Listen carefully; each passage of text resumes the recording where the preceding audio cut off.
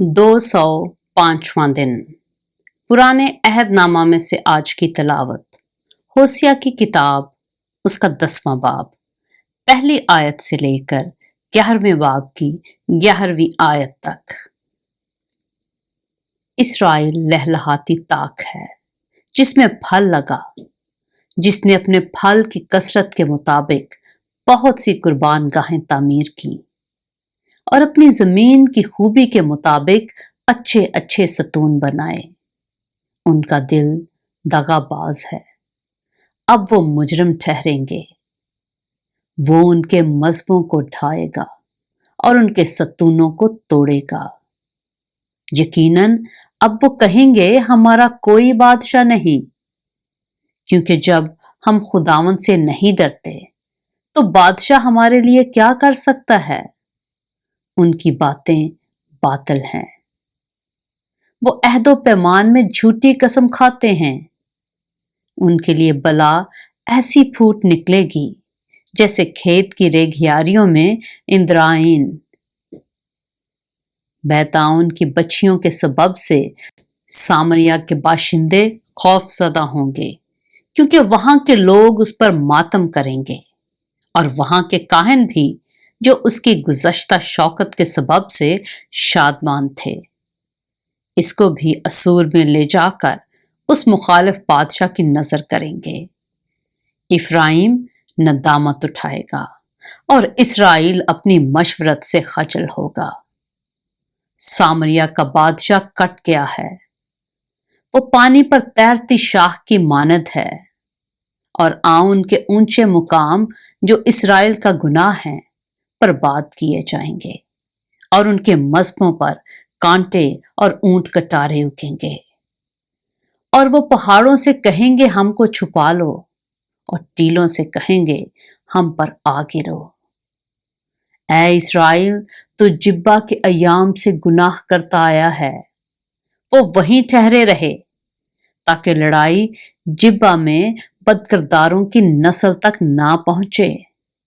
मैं जब चाहूं उनको सजा दूंगा, और जब मैं उनके 2 गुनाहों की सजा दूंगा तो लोग उन पर हजूम करेंगे। इफ्राइम सधाई हुई बिछिया है जो दावना पसंद करती है, और मैंने उसकी खुशनुमा गर्दन को दरेक किया। लेकिन मैं इफ्राइम पर सवार बिठाऊंगा, यहूदा हल चलाएगा और याकूब ढेले तोड़ेगा।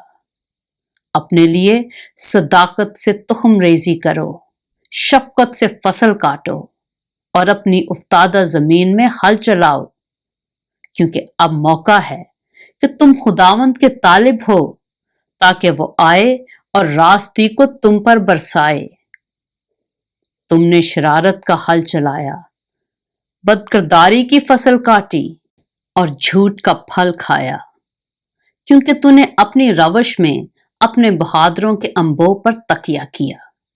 इसलिए तेरे लोगों के खिलाफ हंगामा बरपा होगा और तेरे सब किले मिस्मार किए जाएंगे, जिस तरह शलमन ने लड़ाई के दिन बैत अरबेल को मिस्मार किया था, जबकि मां अपने बच्चों समेत टुकड़े टुकड़े हो गई। तुम्हारी बेनहायत शरारत के सबब से बैतेल में तुम्हारा यही हाल होगा। शाह इस्राएल अलल सबा बिल्कुल फना हो जाएगा। होसिया की किताब, उसका 11वां बाब। जब इस्राएल अभी बच्चा ही था, मैंने उससे मोहब्बत रखी और अपने बेटे को मिस्र से बुलाया। उन्होंने जिस कदर उनको बुलाया उसी कदर वो दूर होते गए। उन्होंने बालीम के लिए कुर्बानियां गुजरानी और तराशी हुई मूर्तों के लिए बखूर जलाया। मैंने बनी इफ्राइम को चलना सिखाया, मैंने उनको गोद में उठाया, लेकिन उन्होंने ना जाना कि मैं ही ने उनको सेहत बख्शी। मैंने उनको इंसानी रिश्तों और मोहब्बत की डोरियों से खींचा।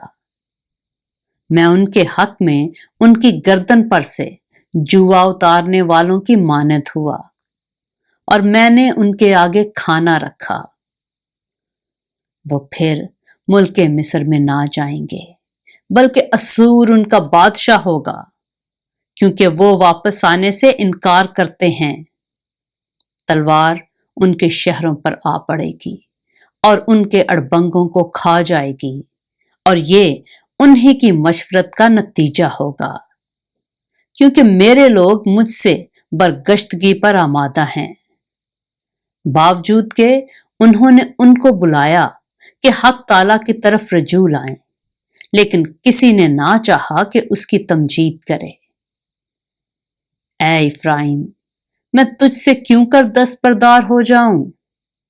اے اسرائیل، میں تجھے کیوں کر ترک کروں؟ میں کیوں کر تجھے ادما کی مانند کروں اور زبوئیم کی مانند بناؤں؟ میرا دل مجھ میں پیچ کھاتا ہے، میری شفقت موج زن ہے۔ میں اپنے قہر کی شدت کے مطابق عمل نہیں کروں گا، میں ہرگز افرائیم کو ہلاک نہ کروں گا، کیونکہ میں انسان نہیں، خدا ہوں، تمہارے درمیان سکونت کرنے والا قدوس، اور میں قہر کے ساتھ نہیں آؤں گا۔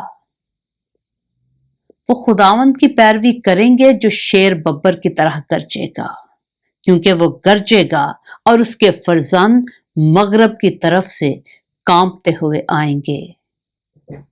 وہ مصر سے پرندہ کی طرح اور اسور کے ملک سے کبوتر کی مانند کانپتے ہوئے آئیں گے، اور میں ان کو ان کے گھروں میں بساؤں گا، خداوند فرماتا ہے۔ پاک کلام کے پڑھے اور سنے جانے پر خداوند کی برکت ہو۔